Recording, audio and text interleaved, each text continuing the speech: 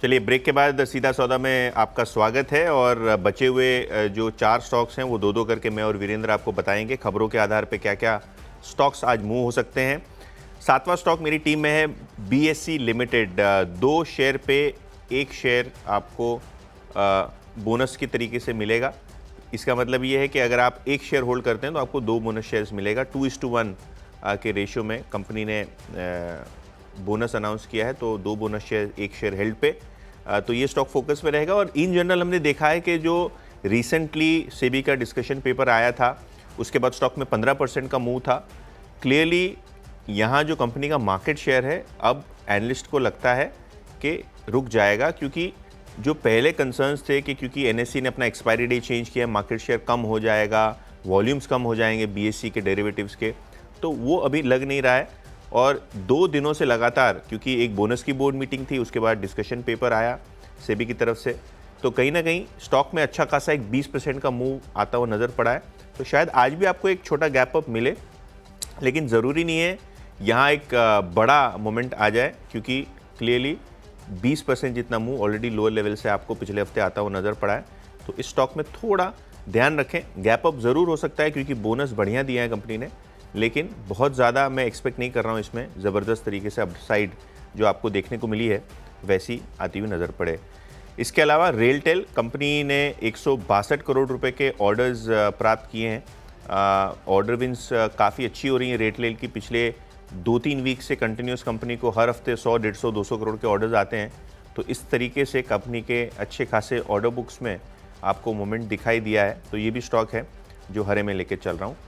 वीरू, 2 मेरे कंप्लीट हो गए आखिर के, अब 2 बचे हुए हैं, आप भी बता दीजिए।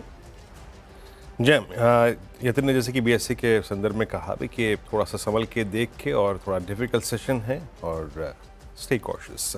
मैं ऐसे ही कुछ अप्रोच के तहत आगे बढ़ूंगा। और मैरिको, देखिए अगर आप कुछ बास्केट्स को रीड करें, शुक्रवार को भी जब बाजार इनिशियली कोलैप्स हुआ उसके बाद संभला, जो स्टेबिलिटी थी वो बैंक्स में थी, स्ट्रेंथ थी एफएमसीजी में थी। मैरिको इनफैक्ट स्ट्रेंथ सिर्फ शुक्रवार को नहीं, पूरे हफ्ते रही, पूरे हफ्ते। और इनफैक्ट आप वीकली जरा कैंडल पढ़िएगा मैरिको की, मेरे ख्याल से इतनी कमांडिंग पोजीशन में ये पहली बार 1 फरवरी के बाद आया है। सारे एवरेजेस के ऊपर क्लोज हुआ। देखिए हालांकि देखिए टेंडेंसी क्या है कि ड्यूरिंग द डे एक बार चलता है फिर कोलैप्स भी होता है। मैं एक बार बताता हूँ आपको, यहाँ पे हायर शेडो यानी प्राइस ऊपर टिक नहीं पाया था, बट ये पूरी की पूरी प्रक्रिया हो रही है सारे एवरेजेस के ऊपर। 650, 640, 630 इस जोन में जरा आप एक बार पुट राइटर्स को देखिएगा, प्रीमियम्स को देखिएगा, शेड हुए हैं।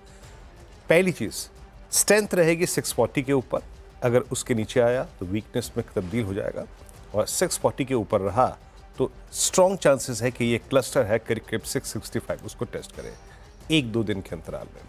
और अगला स्टॉक है Tata Elxsi, negatively placed, huge shorting below all moving averages. और यकीन मानिए अगर 5200 स्क्रीन पर गया 5200, जो कि 5200 इसका 13 मार्च का स्विंग लो भी है। और अगर आप इस चार्ट को रीड करें ना अक्टूबर 2021 से लेकर अब तक, तो ये टिपिकल राउंडिंग टॉप की फॉर्मेशन का ब्रेकडाउन होगा, नेक लाइन ब्रीच होगा 5200 पे।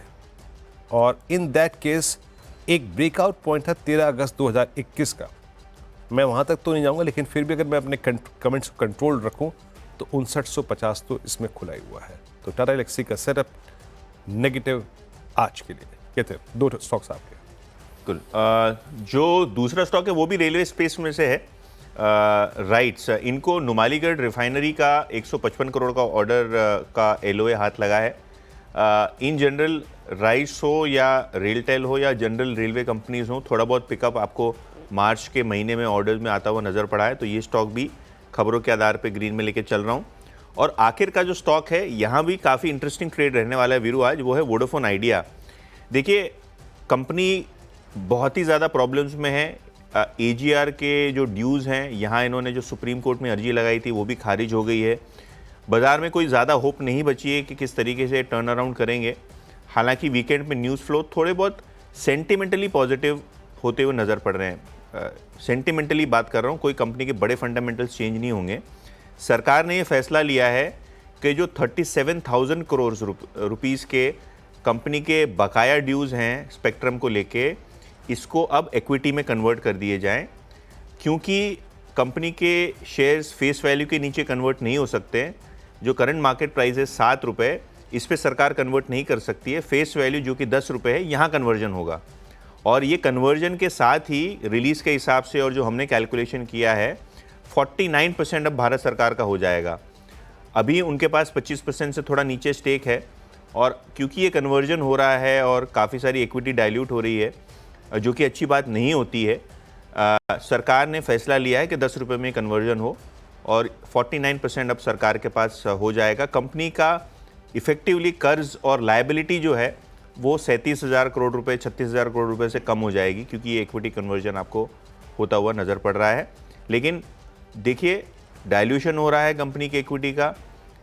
टर्न अराउंड में कोई बड़ी उम्मीद नहीं दिख रही है अगले 2-4 क्वार्टर्स में, लेकिन क्योंकि सरकार की एक पॉलिसी थी जहां ये लोग कन्वर्जन के लिए एक स्कीम रखे हुए थे, तो इस स्कीम के तहत ये कन्वर्जन होता हुआ नज़र पड़ रहा है।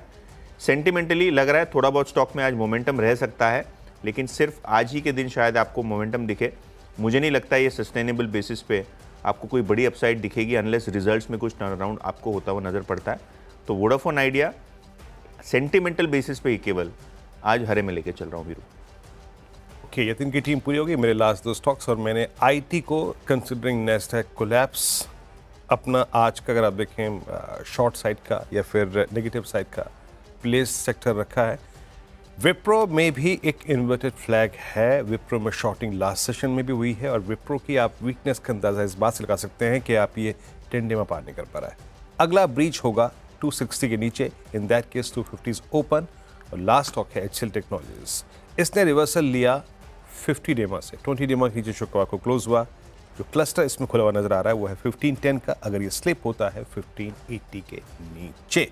यहाँ टीम्स हमारी पूरी हो गई। एक छोटा सा ब्रेक के बाद हाजिर होते हैं, और टीम का जो इंडेक्सिंग है, जो क्या क्या हमने चुना आज, फिर आपको स्क्रीन पर रखेंगे।